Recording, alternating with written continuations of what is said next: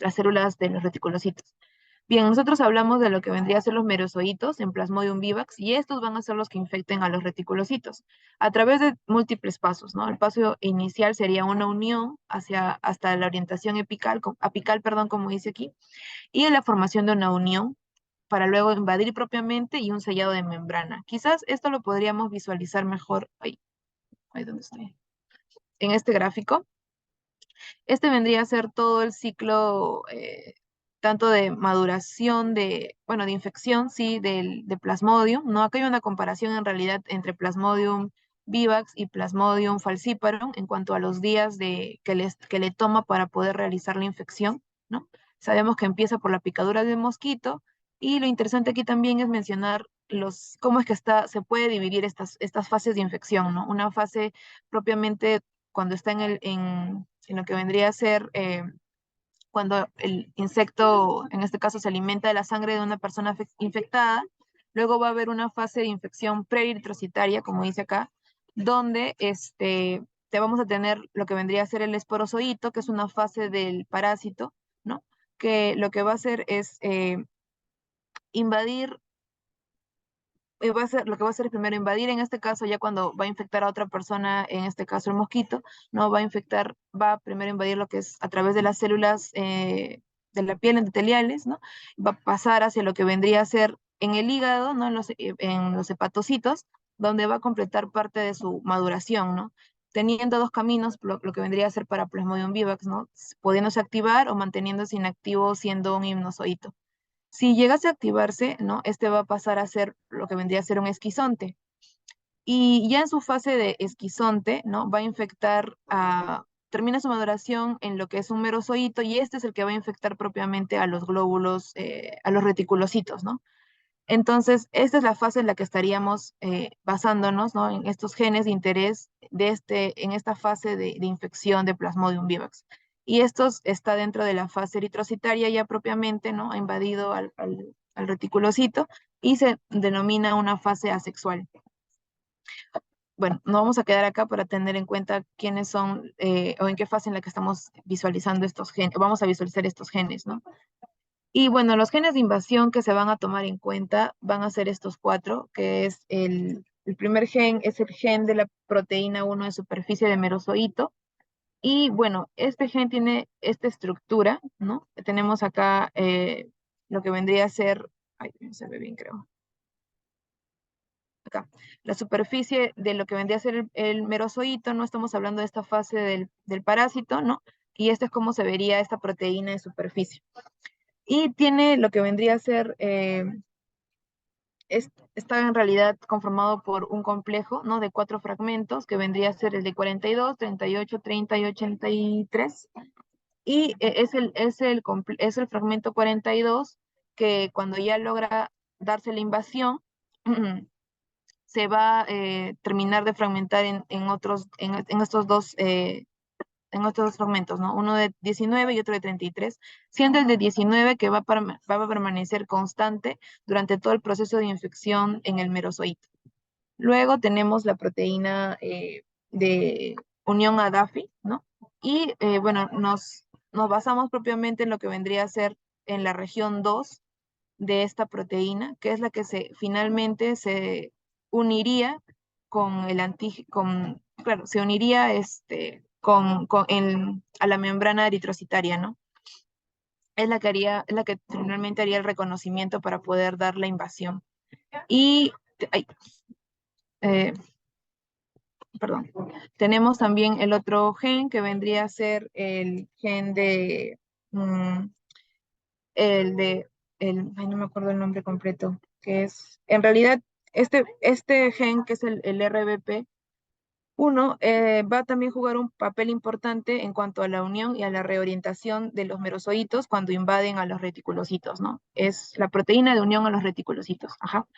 Y bueno, también hay dos segmentos que se conocen de esa proteína, siendo el segmento 2 el que está vinculado propiamente no se sabe con total claridad, pero se asume que el segmento 2 bueno, los estudios han revelado que es el que tiene mayor, tiene mayor protagonismo en cuanto a la unión y a la reorientación de estos merozoitos, ¿no?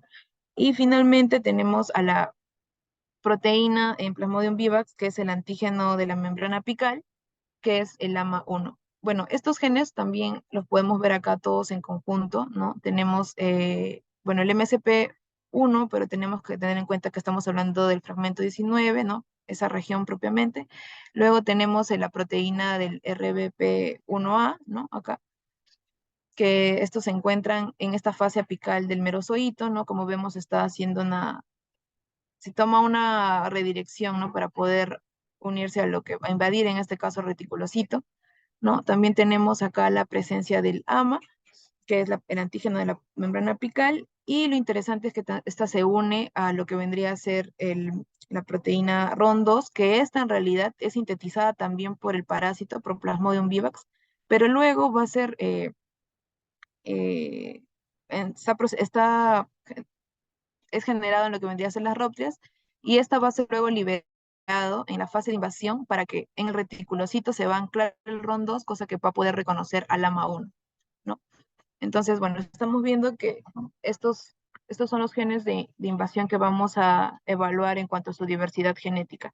Estas proteínas, en este caso, sí, estas proteínas también son candidatas para vacunas, ¿no? Es por eso también la importancia de su estudio y conocer cuán diversas son en la población, en este caso en Ecuador, ¿no? Pero también podría aportar en el conocimiento en todo lo que vendría a ser la región de América del Sur propiamente, ¿no? Bien, ¿y por qué es importante conocer esta diversidad genética? Porque sabemos que pueden existir diferencias tanto en la región, ¿no? Y es posible también que otras como fuerzas evolutivas no puedan estar influyendo en cada gen, y también esto va a depender de acuerdo a su papel en la invasión de los reticulocitos. Ahora, otro punto importante de por qué también Ecuador, bueno, aparte de lo que ya hemos estado comentando, ¿no? De que va a aportar el conocimiento a la región, también tener en cuenta que la geografía de Ecuador va a permitir analizar la diversidad alélica de estos parásitos, porque se han analizado en regiones geográficamente distintas, ¿no? Y bueno, el objetivo de este artículo es determinar esa diversidad alélica de estas cuatro proteínas de invasión que son consideradas potenciales para vacuna, y cómo es que la selección natural estaría influyendo en esta diversidad en esta región del Ecuador. Bueno, ya entrando a lo que vendría a ser a los métodos materiales que han utilizado en este artículo, tenemos que tener presente, esta es la distribución, ¿no? Esta es la región geográfica de Ecuador, y aquí tenemos ubicado de dónde es que se han obtenido las muestras. Tenemos la locación, lo que vendría a ser la costa, una región eh, ¿no? Que está más pegado a lo que vendría a ser el Amazonas del Perú, y, y lo que vendría a ser también mm, una región occidental, ¿no? Que está más pegado a lo que vendría a ser Colombia. Pero si podríamos mencionar es que estas dos regiones, tanto la del este como la occidental, ¿no? Están, se podría decir, dentro de una misma región en comparación a lo que vendría a ser la costa, ¿no? Que está separado por todo lo que es la cadena de montañas de la cordillera de los Andes. Entonces, este estudio tomó 49 muestras de la región occidental, la región este 11, y de la región de la costa 27. Sin embargo, para fortalecer o para incrementar también la robustez de este estudio, se agregaron secuencias de, del NCBI, ¿no? Se agregaron 638 secuencias de lo que vendría a ser de uno de los genes, que es de la proteína de unión ADAFI de la región 2, y se consideraron regiones de Brasil, Colombia, Irán, Corea del Sur, México, Papua Nueva Guinea, Sri Lanka y Tailandia. Y para la proteína que vendría a ser del antígeno de la membrana apical, se agregaron 437 muestras, y estas solamente eran de los países de India, Papua Nueva Guinea, Sri Lanka, Tailandia y Venezuela. Entiendo que han agregado las secuencias que hasta el momento se tenían disponibles en el NCBI, ¿no? Y bueno, ya entrando, mencionar que para este estudio lo que hicieron fue, una vez que tuvieron de los que sí pudieron procesar, que son estas, que en total son 87 muestras. Estas lo que hicieron fueron amplificarlas y luego hacer un secuenciamiento, ¿no? Las secuencias luego fueron alineadas con lo que vendría a ser un genoma de referencia, que fue el genoma de referencia, el SAL1. Bueno, y estos ya vendrían a ser los resultados de lo que fueron encontrando, ¿no? Tenemos aquí los 4 genes, ¿no? Y bueno, los números ya sabemos que han agregado también muestras, ¿no? Y tenemos estos parámetros, ¿no? Lo que vendría a ser de la diversidad genética. Tenemos lo que vendría a ser los sitios polimórficos, los sitios de variación única, ¿no? Los singletons, los sitios de parsimonia, eh, el promedio de diferencias de los nucleótidos, ¿no? Y el número de haplotipos, también la diversidad de haplotipos, y la diversidad nucleotídica. De todos estos parámetros, ¿no? En esa comparación de estos 4 genes, fue el gen, el RBP1A2, el que tuvo la mayor, como vemos acá, 31, ¿no? La mayor diversidad haplotípica, ¿no? También tuvo es claro también la diversidad, el número de haplotipos y también la diversidad de los mismos, así como también una diversidad nucleotídica alta. A diferencia, tal vez la más marcada diferencia fue con lo que vendría a ser el antígeno de superficie, eh, la proteína, perdón, de superficie 1, ¿no? De los merozoitos, que solo se encontró 2 haplotipos, ¿no? Para este grupo de muestras del Ecuador, que va desde el 2012 hasta el 2015, ¿no? Entonces, a partir de este primer análisis, es que ya se toma como que este gen es conservado y también se entendería por la función que estaría cumpliendo, ¿no? En cuanto a la invasión de, es el primero en realidad que va a tomar cuando hace contacto, ¿no? Para poder invadir los reticulocitos, ¿no? El parásito, el merozoito en este caso. Entonces, es por eso que ya luego empiezan a evaluar las frecuencias de estos haplotipos, pero ya tomando en cuenta los que sí presentaron una variación, ¿no? O una diversidad, que vendría a ser el DBP, el RBP y el AMA. Entonces, aquí vemos básicamente lo que ya se muestra en la tabla, pero lo interesante aquí es poder visualizar cómo es que estos haplotipos o la frecuencia de estos haplotipos, cómo es que están distribuidos en cuanto a la ubicación, ¿no? Vemos que como en todos los gráficos, lo que más se ve son las barritas verdes. Entonces, entenderíamos que la mayor diversidad de haplotipos se estaría visualizando en lo que vendría a ser en el este del Amazonas, lo que estaría más pegado a la región del Perú. Y bueno, en este caso mencionan también en el artículo, hacen referencia a que solo algunos haplotipos son compartidos entre regiones, ¿no? En este caso, por ejemplo, entre la costa y la región del este, ¿no? A pesar de que hay una gran distancia, pero es casos muy particulares, ¿no? De ciertos haplotipos. Pero en la mayoría se presentan de manera particular en una región.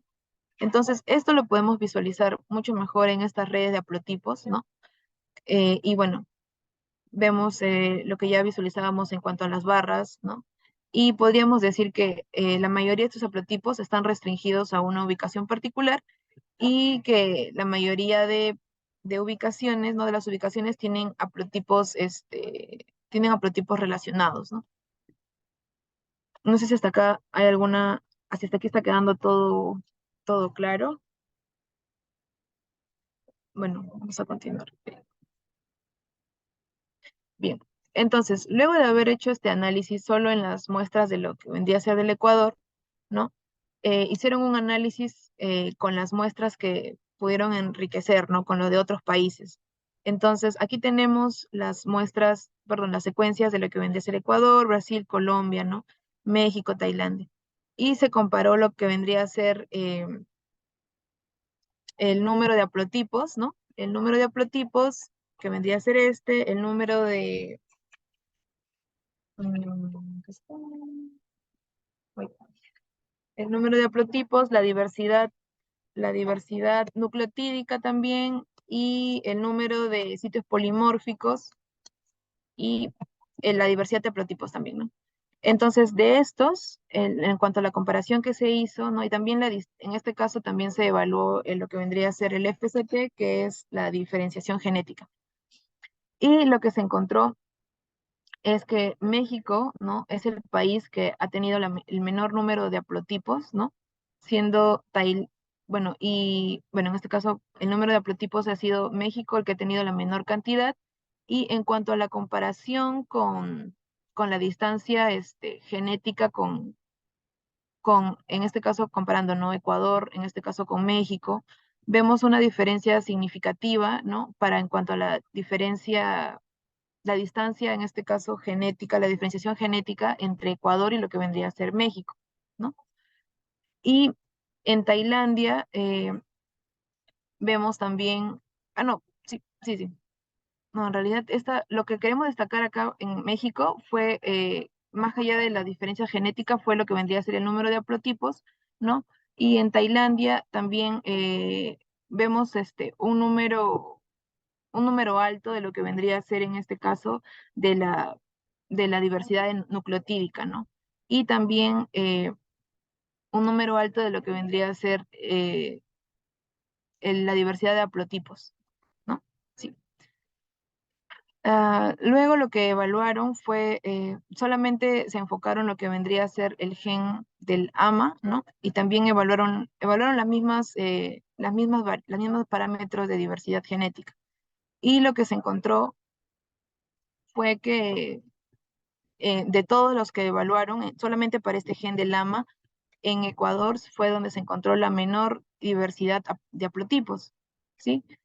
Y bueno, en cuanto a la distancia o diferenciación genética, perdón, entre Ecuador y los otros países, se encontró una, una menor distancia o diferenciación genética con Venezuela. Bueno, se entiende porque es el único, en este caso, país de esta región. Y bueno, con Sri Lanka fue la que se encontró la mayor diferenciación genética, ¿no? Ahora, solamente realizaron este análisis para lo que vendría a ser este gen del AMA1. Hubiera sido interesante tal vez ver también propiamente, ¿no? Quizás de los otros que ya descartaron como el MCP119, ¿no? Pero bueno, es lo que ellos han considerado para esta parte del análisis. Y bueno, luego de ya haber evaluado la diversidad y la diferenciación genética, evaluaron lo que vendría a ser si las fuerzas de selección natural estarían afectando a estos genes, ¿no? Que vendría a ser el gen de unión a Daffy y también en lo que vendría a ser bueno, Daffy, el RBP y también el AMA. Y luego se enfocaron propiamente en el AMA para poder, de acuerdo a la estructura que tiene, cuál es la región que estaría más relacionado o más afectado en cuanto a estas fuerzas de selección natural. Entonces, eh, lo interesante también aquí en estas tablas es mencionar que encontraron para lo que vendría a ser el test de Fu y Li, que lo que evalúa es la neutralidad de la evolución. Si es que se encuentra un valor menor a cero, podríamos decir que estos han sido afectados por una selección positiva.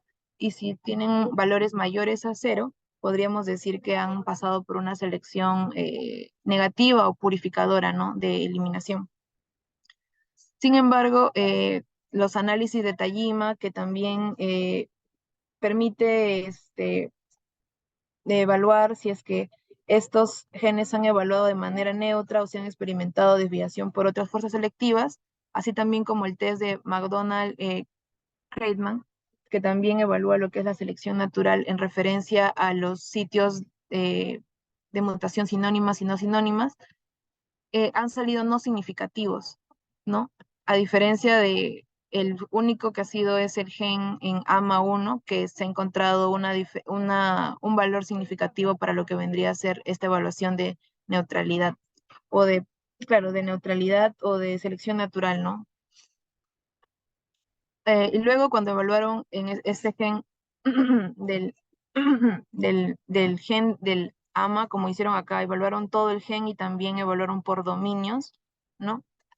También encontraron que solamente fue significativo para lo que vendría a explicarse por la selección natural, en este caso solamente para lo que vendría a ser la región 1 y la región 2, ¿no? En la región 3 no se encontró un valor significativo para este análisis, ¿no?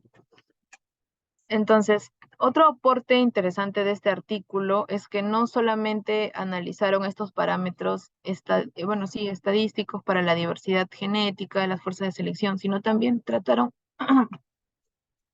de llevarlo al entendimiento en cuanto a la estructura de estas, ya hablamos de genes, ahora estamos hablando en su fase de proteína, ¿no? En su estructura proteica, en su estructura tridimensional, y cómo es que se estaría afectando si es que encontráramos estas diferencias o polimorfismos, ¿no? En estas proteínas, ¿no? Entonces, en esta gráfica, en la gráfica A, podemos visualizar las regiones de unión como dice acá, ¿no? De epítopes para anticuerpos monoclonales, en este caso puede ser murinos, ¿no? Y tenemos lo que vendría a ser, lo que estaría en rojo y lo que vendría a ser en verde. Y para lo que vendría a ser epítopes de anticuerpos monoclonales de humanos, sería en lo que vendría a ser el color amarillo, ¿no? Ya ha ubicado estas tres regiones y también se le da tenemos esta fase que es la que en sí interacciona, que podría ser la fase activa, ¿no? Y lo que vendría a ser una parte, no sé si trasera de la proteína, como al hacer un giro de 180 grados, y también podemos visualizar esas regiones, ¿no? Que son de interés, que son, como estamos diciendo, estos son proteínas que podrían ser posibles candidatos a vacuna. Entonces queremos saber si polimorfismos que hay en estas zonas podrían afectar a esta interacción cuando se utilicen estos tipos de anticuerpos monoclonales neutralizantes, ¿no? Para poder evitar lo que vendría a ser la invasión.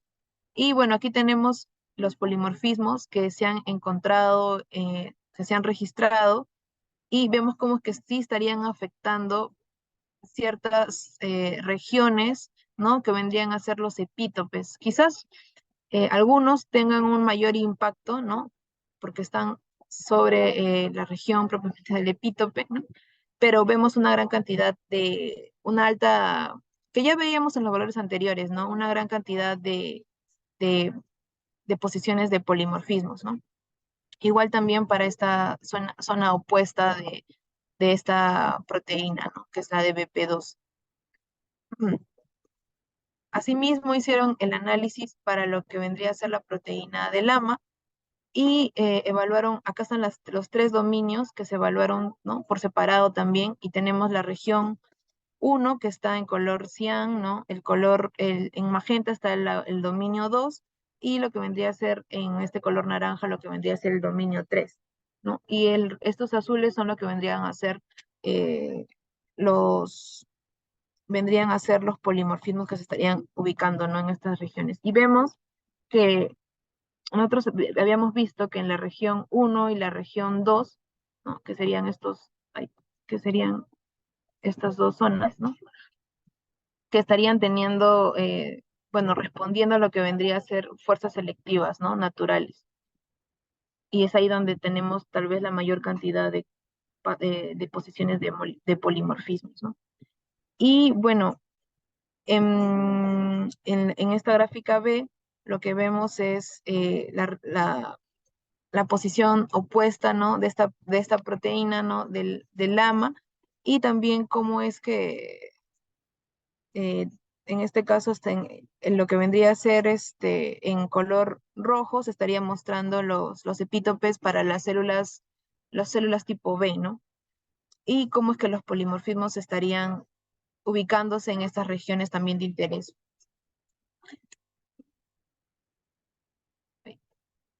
Bueno, después de haber revisado estas tablas y estas figuras, podríamos centrarnos en algunos puntos que se tomaron en la discusión, ¿no? Uno, que el gen de la proteína de superficie, proteína 1 de superficie del merozoito, fue altamente conservada, ¿no? En los parásitos del Plasmodium vivax, en este caso del Ecuador, y esto también es consistente con estudios previos, ¿no? Reportados a nivel mundial. No lo muestran aquí porque, como les mencioné, como se vieron en las tablas, se enriquecieron con otras secuencias, pero no fue el gen del MSP119, tal vez por ya un estudio, perdón, por una revisión de estudios previos, ¿no? Luego, el gen para la proteína de unión a Daffy, también vimos que es polimórfico, ¿no? Lo vimos también en la estructura tridimensional, y, pero sin embargo no se observó una evidencia de desviación de la neutralidad, ¿no? Y los valores significativos que se encontraron a partir del test de Fu and Lee y del test también F podrían sugerir una presión selectiva, ¿no? Ahora, algunos epítopes, como se dice acá, van a acumular un mayor número de polimorfismos con el fin de crear epítopos de células B inmunológicamente distintos, ¿no? ¿Con qué finalidad? Con la finalidad de, bueno, sabemos que no hay un fin como tal del parásito, sino la misma presión selectiva, pero esto lo que le permitiría al parásito es evadir estas respuestas inmunitarias adquiridas y finalmente que se dé la invasión, ¿no? A los reticulocitos. Pero también vemos que otras regiones también estarían evolucionando de manera neutral. Por otro lado, también para poder dejar este punto en claro, es que el gen de la unión a Daffy y también de unión a lo que vendría a ser los reticulocitos de la región 2, también por los test que hemos visto, se estaría entendiendo que habrían pasado por un proceso de barrido selectivo, ¿no? Como una parte de una ventaja adaptativa. Y lo que vimos en AMA, ¿no? Cuando vimos los tres dominios, ¿no? Separados y cómo es que estarían afectando estos polimorfismos, se dice que también estas variaciones que se encuentran podrían estar afectando tanto la estructura de la proteína como también cambios en la carga y la polaridad que le permitirían finalmente tal vez al parásito escapar de la respuesta inmunológica del huésped, ¿no? Y es importante tomar en cuenta y tener en claro cuáles son estas regiones que estarían más susceptibles a estas variaciones para precisamente, ¿no? Como estamos en busca de posibles vacunas, quisiéramos encontrar una región que no sea altamente polimórfica, ¿no? Y bueno, la presión selectiva que ejerce el sistema inmunológico humano estaría provocando que estos parásitos, ¿no? Que Plasmodium, en este caso vivax, estaría acumulando mutaciones y de esta manera mantiene su diversidad para evadir las respuestas inmunitarias, ¿no? Y otro punto es que la disposición de los haplotipos de estos tres genes, descartando al MSP119, revelaron un gran número de variantes, sobre todo en lo que vendría a ser el este del Amazonas, ¿no? Y, eh, ujú, y para concluir, estos tres puntos creo que sintetizan de la mejor manera eh, el artículo. Uno, que las diferencias en la diversidad de estos genes, ¿no? Principales de invasión de Plasmodium vivax, ¿no? Va a depender también del papel que desempeña cada uno en este proceso, ¿no? Como hemos visto, que el MCP1, que es el de unión inicial, hemos visto que no está tan afectado o bueno, no tiene tanta diversidad, a diferencia de los otros, que como también veíamos en la imagen, no sé si lo puedo poner por acá, en esta imagen, vemos que también no son los únicos, ¿no? O sea, podría ser que si alguno de ellos fallase también podría compensar con alguno de otros que también estuvieran en la misma región para cumplir finalmente la invasión al reticulocito. Por otro lado, que la mayor diversidad de Plasmodium vivax en Ecuador se identificó en las localidades cercanas a la Amazonía del Perú, ¿no? Y esto podría deberse a una migración, ¿no? Del Amazonas del Perú hacia el Ecuador. Y bueno, esto concuerda también con el aumento en el número de infecciones en esta área del Ecuador. Y vimos que la selección natural se va a comportar de manera diferente en cada gen y que las proteínas de unión a Daffy y la proteína de unión a estos reticulocitos, ¿no? Podrían estar siendo afectados por procesos de barrido selectivo, mientras que el AMA evidenció una influencia de selección balanceada, ¿no? Principalmente en los dominios 1 y 2. Ahora, otra cosa que tal vez no le he mencionado es que este artículo, a diferencia de otros que vienen evaluando lo de la diversidad genética, es que este artículo ha estudiado cuatro genes en conjunto, ¿no? Y en la mayoría de casos, cuando se hacen este tipo de análisis, se analiza un solo gen en la región, en este caso han podido analizar cuatro, lo cual también permite hacer este tipo de conclusiones, ¿no? Si es que, como el caso de que si es que el papel que desempeñan estos genes también estaría influyendo en cuanto a la diversidad genética que presentan. Y bueno, eso sería todo por mi parte. No sé si tienen alguna duda. Muchas gracias, Diana, por tu presentación. Está bastante interesante. Y sí, bueno, me parece bastante, bueno, importante, ¿no? Mencionar, porque en sí los autores tuvieron ese objetivo, como tú lo mencionaste, investigar la diversidad genética y también la selección de estos cuatro genes que están involucrados en la invasión, ¿no? De los reticulocitos por el Plasmodium vivax en este ambiente o en este aislamiento ecuatoriano. Incluso a mi parecer, considero, ¿no? Creo que el artículo también lo menciona en una parte, de lo que lo estaba revisando, que los resultados de este estudio incluso podrían tener algunas implicaciones importantes, ¿no? Para el desarrollo de estas nuevas estrategias de control de en sí la malaria y posiblemente candidatos a algunas vacunas. Yo tenía una duda, ¿no? No sé a tu parecer.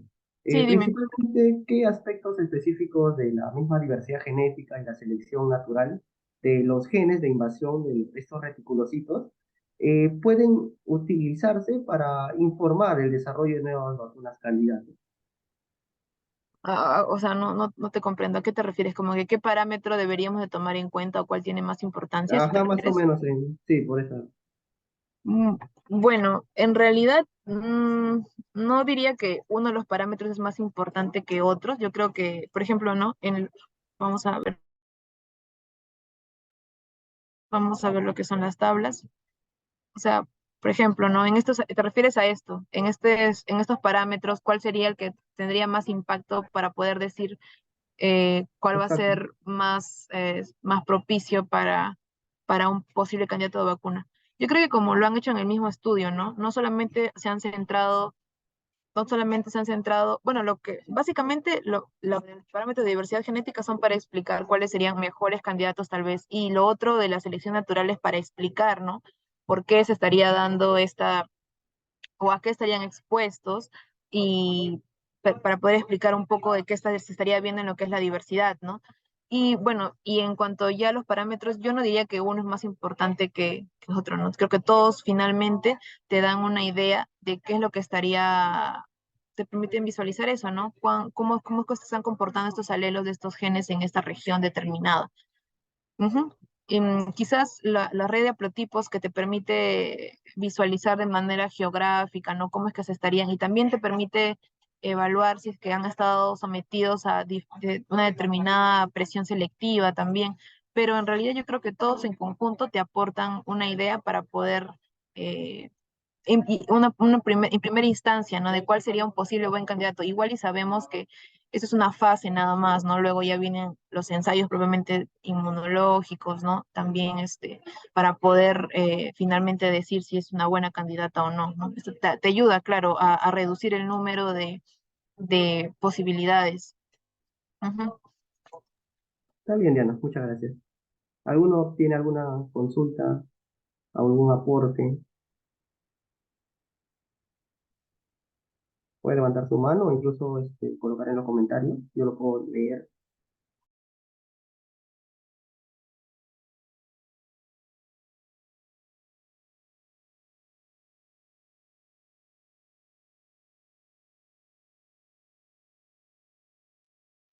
Hola, ¿me escucha? Sí, se te escucha, Sánchez. Sí, Sí, ¿qué tal? Sí, buenos días. Yo tenía una pregunta respecto al tiempo, al periodo del tiempo en el cual se ha llevado a cabo este estudio, ¿no? Porque es un periodo de solamente 3 años y quería saber ajá. si respecto a otros estudios donde evalúan o hacen el mismo tipo de estudios, es suficiente para poder ver más o menos cómo es la evolución de estos genes y es suficiente el tiempo para poder saber si realmente hay una introducción de nuevas variantes de Plasmodium.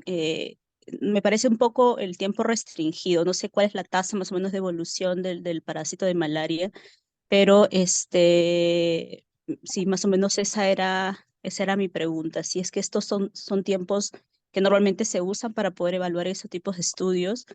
Y también si es que de alguna forma en el estudio, no sé si mencionan si es una limitación o no, si es que estratificaron para ver por años porque mencionan en las conclusiones que esto se relaciona con la casuística, por ejemplo, no era mayor número de haplotipos con un mayor número de casos en la Amazonía. Pero esto se da en todos los años que se han evaluado. ¿Hay habido alguna estratificación respecto a los años y ver el comparativo del número de casos y si esto se corresponde con esa mayor diversidad?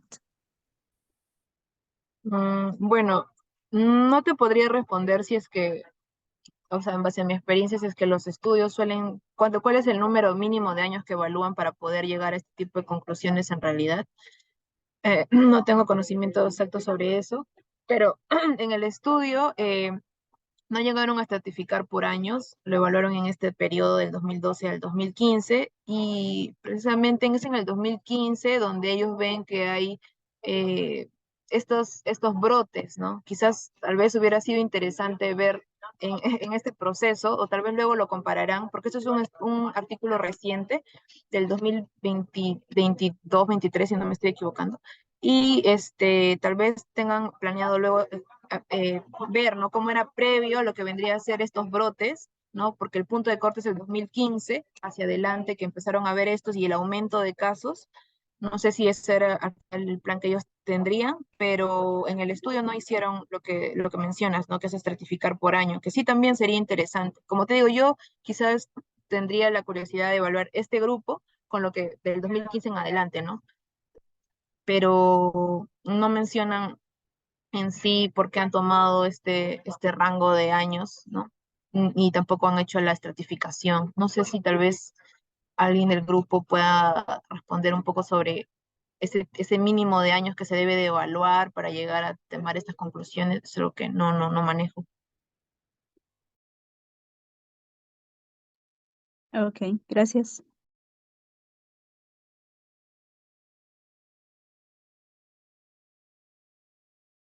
Sí, Robertson. Sí, hola, buenos días, gracias, Diana, por tu exposición. En realidad, para responder a la pregunta de Francesca, en realidad va a depender mucho de qué zonas, de qué marcadores tú estés viendo para determinar una tasa mutacional de la población, ¿no? Por ejemplo, en microsatélites, por cada mes están produciendo entre 4 a 5 mutaciones a nivel de una población, por ejemplo, ¿no? Es un dato que nos da el microsatélite, pero si revisamos otro marcador como los SNPs, estos pueden cambiar. Entonces, es un poco cambiante la situación. En realidad, este tipo de estudios en realidad se debe hacer de manera oportuna. En este caso fue en un brote, me parece, y creo que es ideal para poder a partir de ahí empezar a ver esto de las mutaciones que se van acumulando en el tiempo, ¿no? Pero a mi parecer es importante tener un buen estudio, un diseño de estudio para que puedas acercarte mejor a la realidad de los genes, de las mutaciones que están circulando en una zona, ¿no? Entonces, en este artículo lo que yo no estoy viendo de manera clara es si hay un diseño de estudio propiamente dicho, o sea, si han hecho un seguimiento a las personas o simplemente ha sido captado una vez el paciente y luego no se tiene más información de esto. Entonces, eso me parece que es un sesgo en el estudio. Por eso es importante tener un buen diseño de estudio de manera longitudinal y temporal para poder acercarse mejor a lo que es la realidad de un contexto epidemiológico de una comunidad o de una zona, un área geográfica, ¿no? Entonces me parece que este estudio carece de esto, ¿no? Entonces, para mí fueron de repente muestras que han sido captadas bajo diferentes tipos de estudio, con diferentes diseños y simplemente están viendo qué tanto, qué tantas mutaciones o qué tantos polimorfismos se encuentran en estos marcadores que han estudiado, ¿no? En este caso, marcadores de invasión, ¿no? Entonces, sí, de repente es importante tener yo pondría un tiempo mínimo de 3 4 años de seguimiento en una zona específica para poder determinar de una manera más real el grado de mutación y polimorfismos que pueden encontrarse en un área geográfica específica, ¿no? O sea que, Robertson, lo mejor sería hacer estudios de tipo longitudinal para poder analizar la diversidad y la selección natural. Porque Claro, sí, como dices, en el estudio no mencionan, sí, tienes razón, creo que es una debilidad del artículo que no explican de dónde salen propiamente estas muestras, ¿no? Y bueno, solo dicen el grupo de muestras y ya, no mencionan más. Entonces, invalida tal vez los resultados que han encontrado, o sea, no, a dónde, o se debería de tomar con mayor cuidado, no lo sé. claro, en realidad sí, esa es una de las debilidades de muchos de los artículos que hablan de diversidad genética, ¿no? Que no especifican las muestras, o sea, el diseño de estudio, ¿no? Muchos provienen de otros diseños que los juntan y luego analizan. Los análisis son válidos, son correctos los que están mostrando en el paper, ¿no? Pero no podemos decir que invalida totalmente la información porque posiblemente estas muestras han sido un seguimiento, no lo sé, posiblemente, pero no me atrevería yo a decir de que se invalida todo el estudio, o sea, te da una información de un punto en el tiempo, ¿no? En el cual, cómo han estado ocurriendo las cosas, ¿no? Pero más ideal hubiera sido seguir a estas personas en el tiempo o estos casos para ver realmente la frecuencia de estas mutaciones que hay en la población, ¿no? O es cuánto estos polimorfismos van aumentando o van decreciendo en el tiempo, ¿no? Con respecto al parásito. Entonces, pero decir que invalida no me atrevería a decir eso, la verdad. O sea, los análisis están bien, son correctos para mí. Sí, los estudios longitudinales son importantes justamente para poder determinar una tasa real de mutación, ¿no? En una población. Eso es muy importante. Sí, yo tenía otra pregunta también respecto, ya hablando de las mutaciones que han encontrado, si es que alguna de ellas que se han reportado en el estudio han sido estudiadas in vitro, o sea, me refiero que si estas mutaciones están presentes en alguna de estas proteínas que son tan importantes para la invasión del parásito al reticulocito, si es que realmente se ha visto en in vitro que al haber esta mutación realmente hay una pérdida de la invasión o disminución de la invasión a la célula.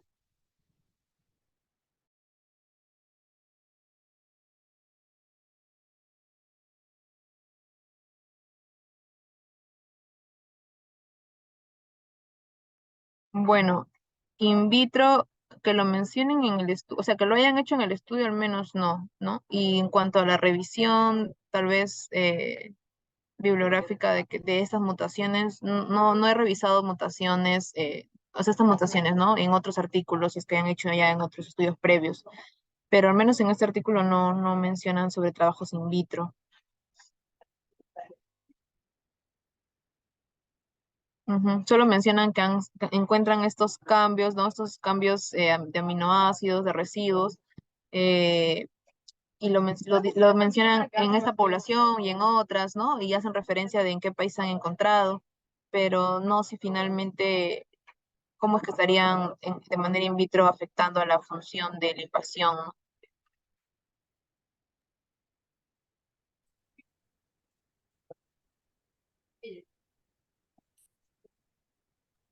Sí, Robertson. Respondiendo a la pregunta de Francesca, en realidad AMA1, MCP1 y otros genes candidatos del MCP2, MCP8, sí, existen ya varias publicaciones sobre estos genes a nivel in vitro.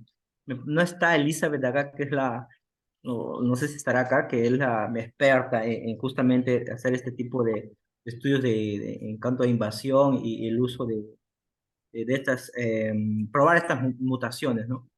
Entonces sí, son genes que se han estudiado bastante en realidad, ¿no? Yo te podría decir de que sí hay reportes de estos estudios, estos cuatro eh, eh, marcadores que ha mencionado Diana.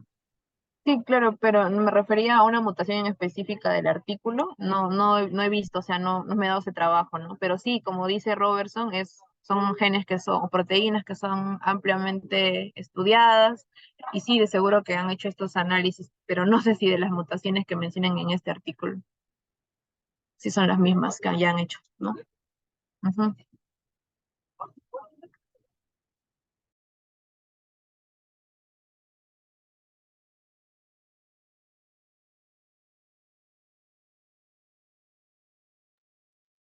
¿Alguno más tiene alguna consulta?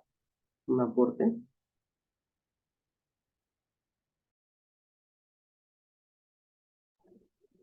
¿Me escuchan? Buenos días. ¿Qué tal? Buenos días. Sí, se ¿Qué escucha. tal? ¿Están?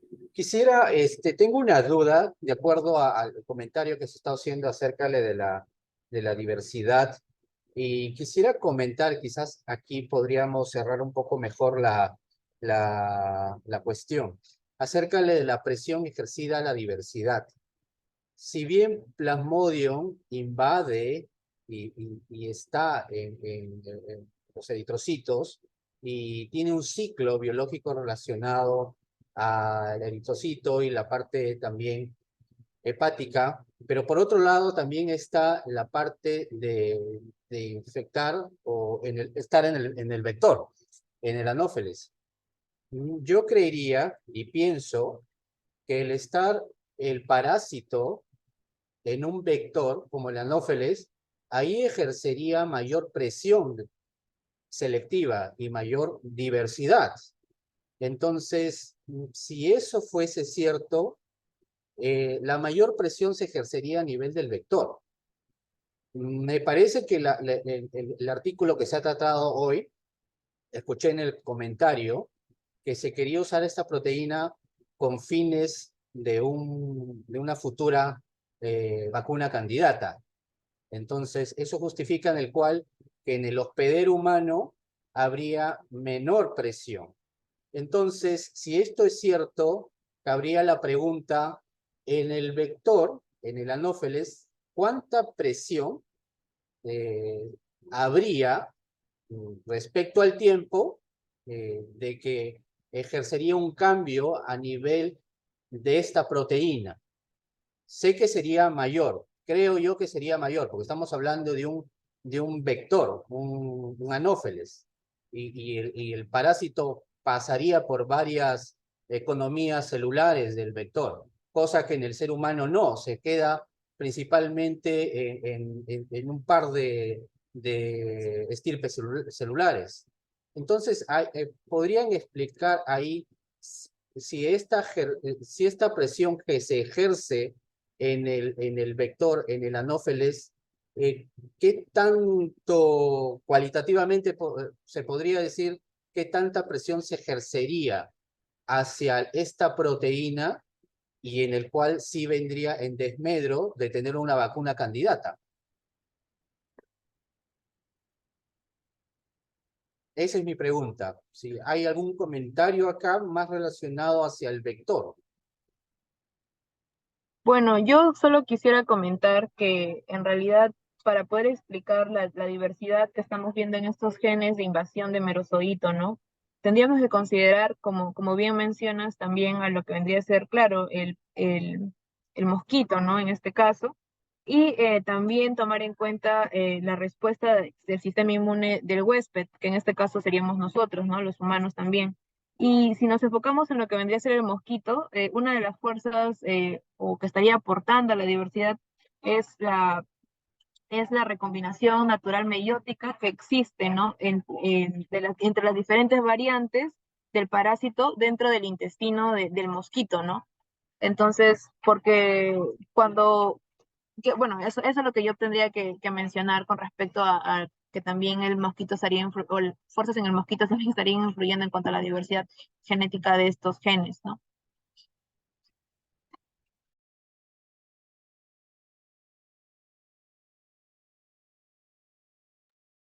Gracias, es un buen punto, ¿no? Que ahí se otorgaría mayor diversidad, ¿no? Pero ¿tendrías una idea de cuánto ejercería? Porque si proponemos esto como una vacuna candidata, sabemos que el ser humano ejerce también su presión, ¿no? pero entiendo yo, no soy experto tanto en malaria, pero me pondría a pensar de que el vector sí ejercería una fuerte presión por la economía meiótica que tiene. ¿Es correcto?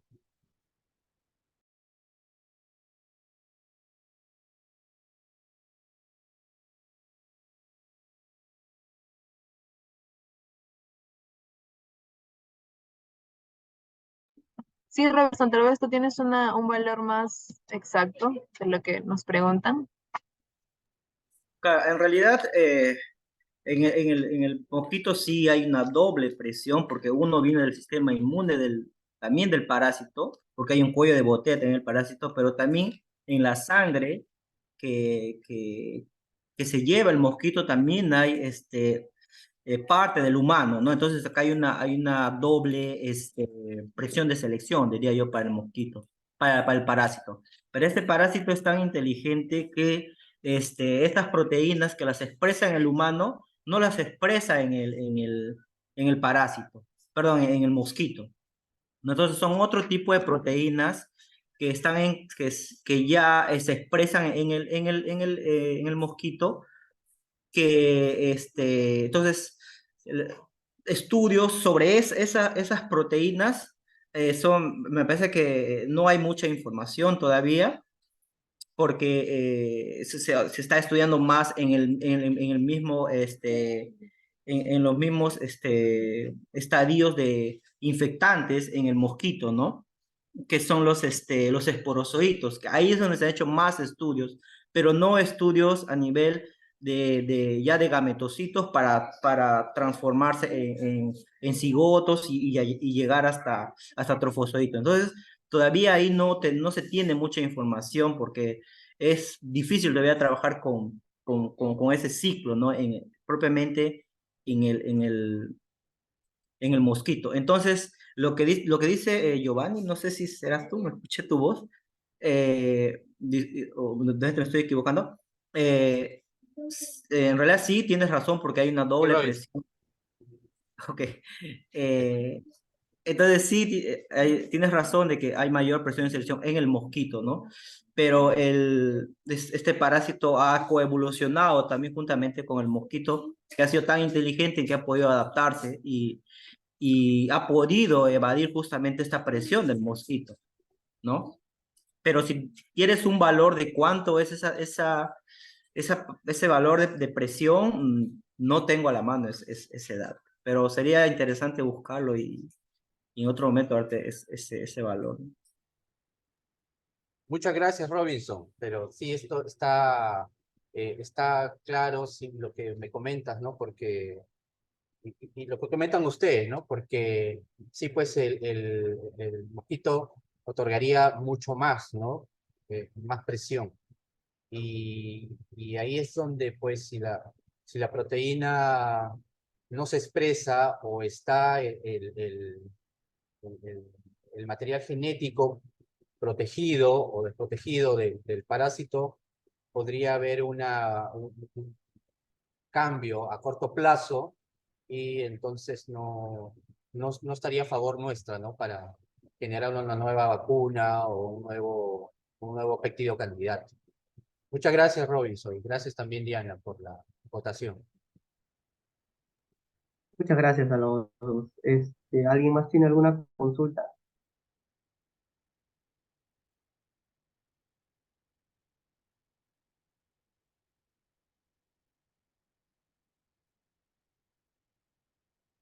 Sí. Me parece, Diana, tienes clases de maestría ahorita, ¿no? Eh, ¿Alguien más tiene Sí, alguna tengo duda? claro, me debo retirar, pero muchas gracias a todos por haberme escuchado y el feedback que me han dado. Muchas gracias a todos. Sí, gracias a todos. Gracias por sus aportes. Se entendió bastante, se aprendió también, que es lo más Sí, importante. sí, gracias. Gracias a todos, Gracias a todos. buen fin de semana. Gracias, Diana.